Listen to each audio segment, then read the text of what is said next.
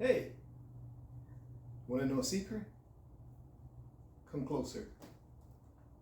No, come closer. I don't want a lot of people to know this.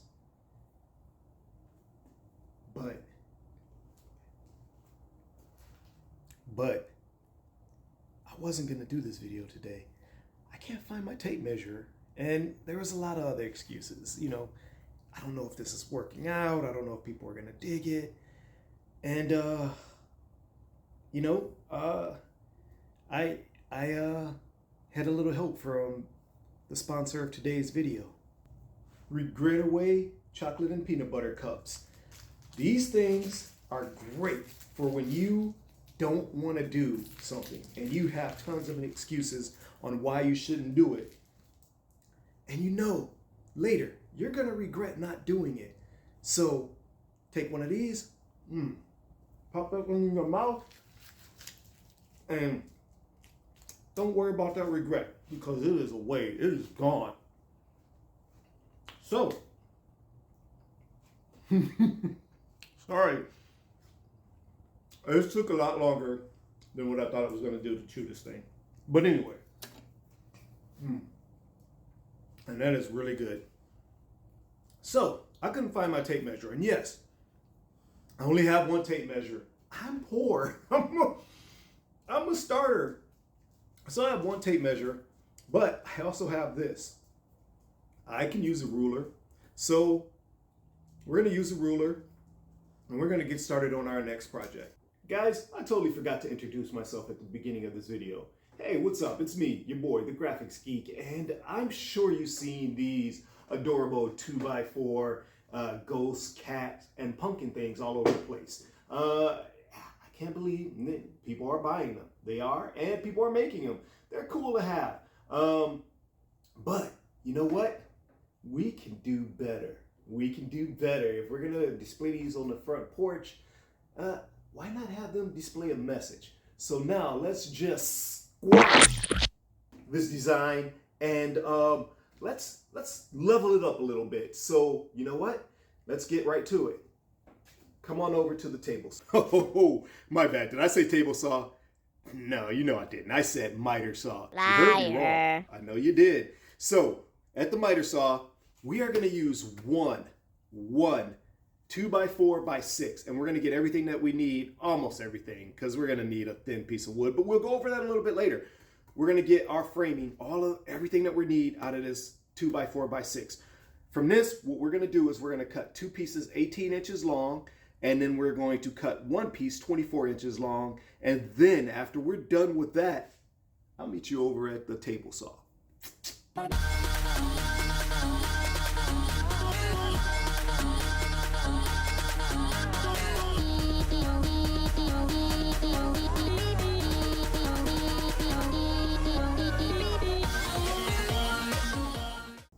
We're also going to need one more piece of wood, a 1/4 inch by, let's go with 24.5 inches long and 8 inches high.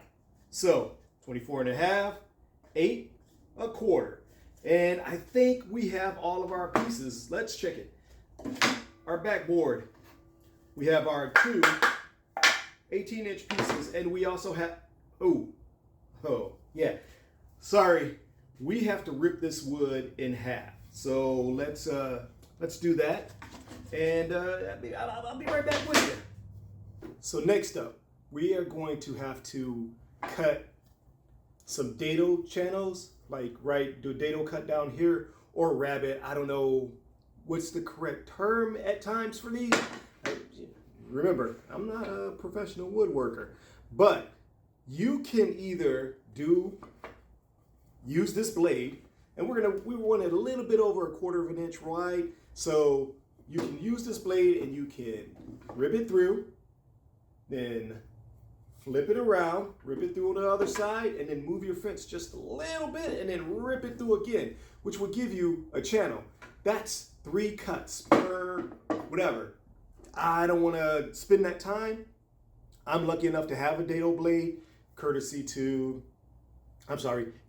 of, one of the jobs that I've done. So I'm going to use that dado blade, and we're going to make it a little bit over, we'll probably make it like 3/8 of an inch wide to fit our little plywood. So I'm going to get that cut done, get this set up, and then I'll be right back with you. I'll let you see the cut. And remember, me, I don't mess around. My saw is unplugged. I'm accident prone, so I make sure to cut electricity every time I can.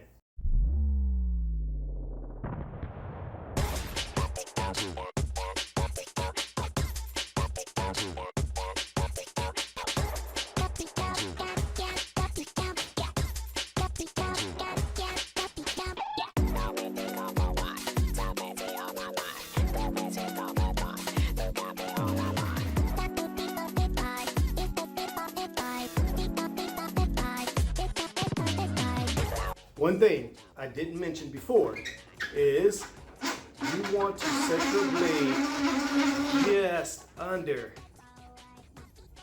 a 1/4 of an inch, just a tad bit, because it's gonna slice up in there. So, and also be careful. This will mangle your fingers and not just take one off.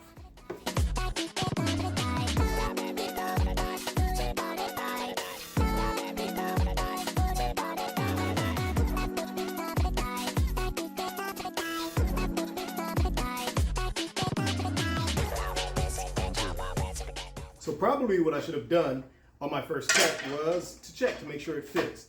But hey, I got confidence. Look at that. We got a fit. Our 1/4 inch by 24.5 inch by 8 inch piece of plywood. We have our 2 by 2 by 24 inch. Then we have our 2 by 4 18 inch. All with rabbits or dados, whichever you want to call it. So now let's dry fit this sucker and see if this works. So, puzzle time, baby.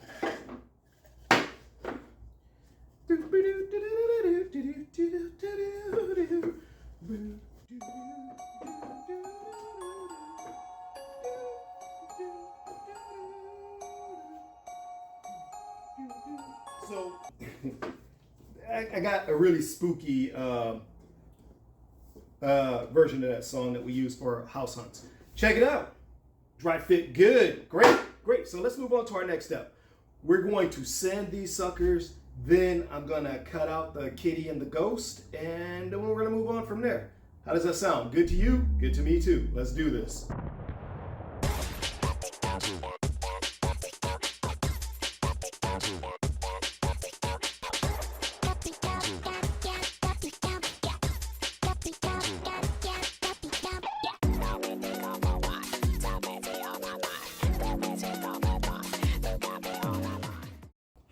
All right, so now that we have our dados cut and our wood unbelievably smooth, look at that. Am I worried about splinters? I am not worried about splinters at all.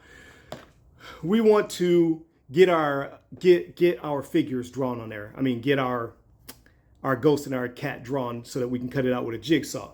Now, if you did not center your line like I did not, you want to make sure that everything is facing right. Well, I would have preferred this little thin piece to be the front, but I have a little, oopsie right here. So I want this to be facing the back. And this is for somebody who's buying it. Even though it's rustic, I still want it to be the best part to be forward. So what we want to make sure that the thick parts on all of our pieces are facing the front. So here we go. I hope that makes sense. We're going to draw first our ghost head. So find a little circle template, or you can freehand them if you want. It's up to you. Draw that little circle on there, and then we're going to do the cat ears next. I think the cat ears, we're going to go down about 2.5 inches from the top. We are going to mark our center line, which we will mark our center line. So there we go. We're going to put it about right here. I know I'm a little off, but we're gonna go like that. Then we are going to draw our cat ears. Now, we don't have to be perfectly straight. More than likely, I'm gonna probably do some curves on my cat ears. I dropped my pencil. More than likely, I'm gonna do some curve on my cat ears, but there we go. Our next move now is to get these things cut. Now, again, I want to make sure that both of these are facing the front, are facing on the same side, so when we put this together, we don't have our sign not fitting because our dados aren't meeting, if that makes sense. Give me a break. I'm new to this. I'm still trying. Okay, so let's get to cutting with the jigsaw, shall we?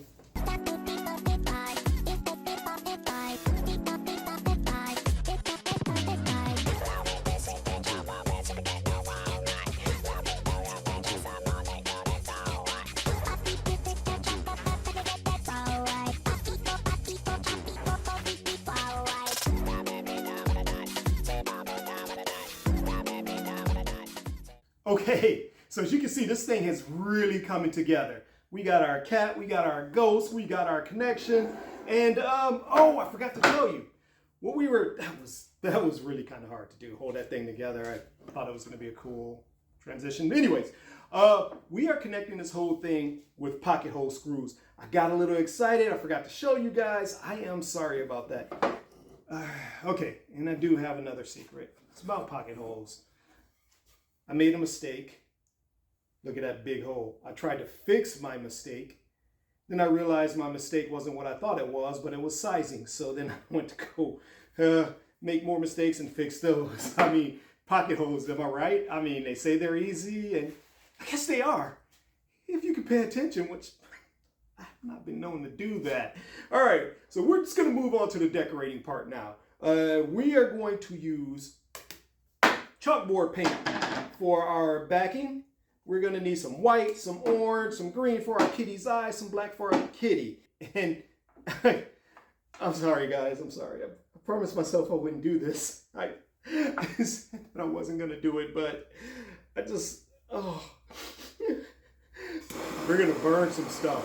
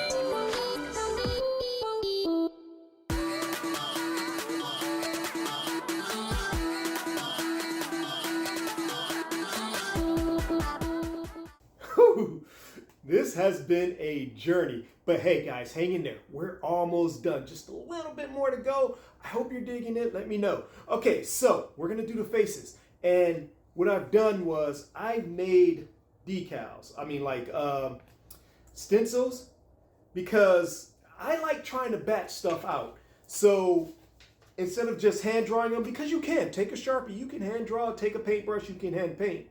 But I like batching things out because I'm gonna do multiple. So my stencil, you're gonna get rid of this face for a moment. Stencil, we're gonna come in, we're gonna find a place we wanna put it on our ghost, and there. Squeegee that thing down. Pull this end up.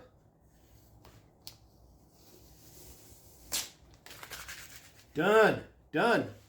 Now let's take a little bit of our black. I'm gonna use the bigger. Take a little bit and let's just start dabbing. We don't really want to brush yet. You just want to kind of dab a little coat on there so that we don't have. Now, you shouldn't have a problem with the paint running under because we are actually using 6-year permanent vinyl. Good stuff. And but you know, never. Oh, you've seen the journey we went through to get here, so better safe than sorry, right, my friends? So there we go. Ghost. Blam. Done. Cat. We're going to do the same thing. We're going to pull this thing off, figure out where we want to place it. And I'm going to go maybe about right here. Let's center it up with that ghost. Make sure we're there. Well, it's already down now, so there we go. Oh no, you know what? I think maybe I went a little too far down for the cat. Let me see if I can. Nope, I can't get you back up. But you know what I can do? I'll be right back. I'll be right back. I'm gonna make me another one really quick. Okay, I'm back. Good rule of thumb. What I didn't mention is probably go about 2 fingers down from the V of your cat ears to place your stencil. That way your cat eyes do not look like, like he's a little cat crazy. Okay, there we go. Squeegee that down, peel that back. There we go. Now, let's do, oh man. Oh, right here maybe. Wrong stuff. Okay. Now let's take our green.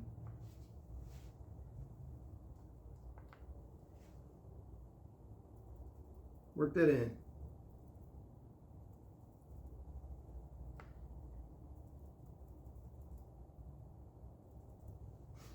Okay, and next, we're going to take our pink.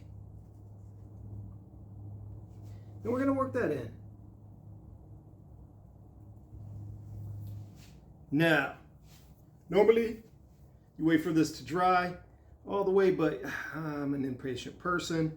So let's peel this off now.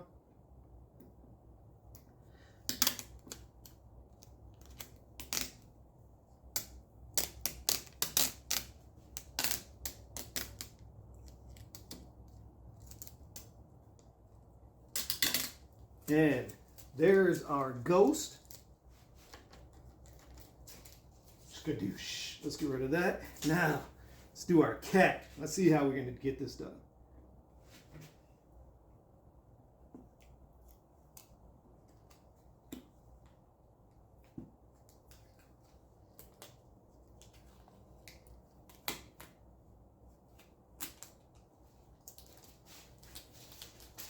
Got a little overzealous right here, but that's okay.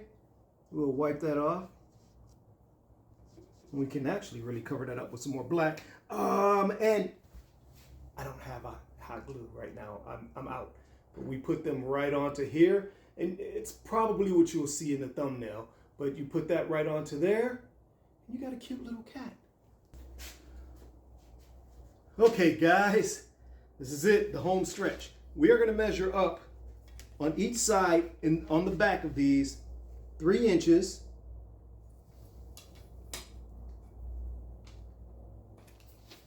And then we're going to start with the dreaded pocket hole screws. So I made a tick right here. 3 inches up. And then this is where we're going to put the bottom of this to that mark. So let's just speed it up.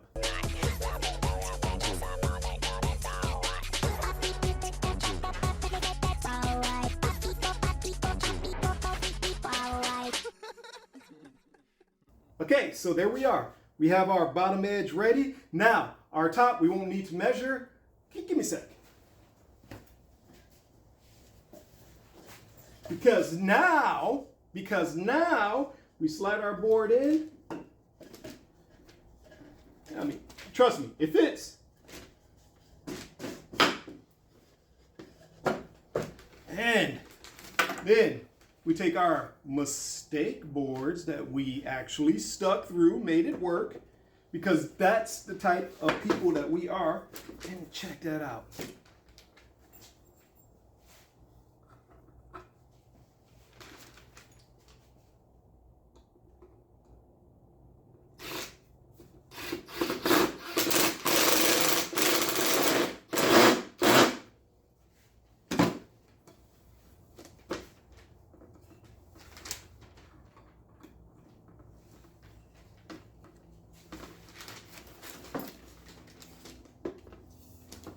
I should have done this on the other one, but you know, mistakes.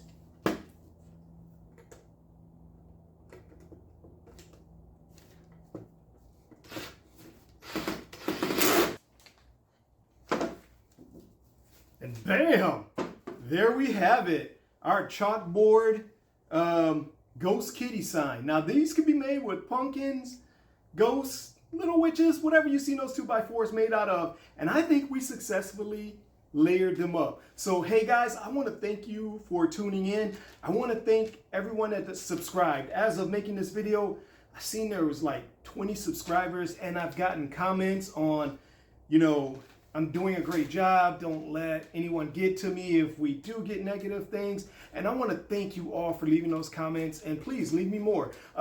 This is Spooky Month. So I watch a horror movie every night. As soon as I'm done here, I'm going to watch a horror movie. If you guys have any suggestions, please put it down in a comment. So I have to watch one every night of Halloween. It probably inspire me to do another Halloween thing, which I'm sure I will. So hey guys, again, thank you for the love. Thank you for the support, and I really appreciate it. Thank you.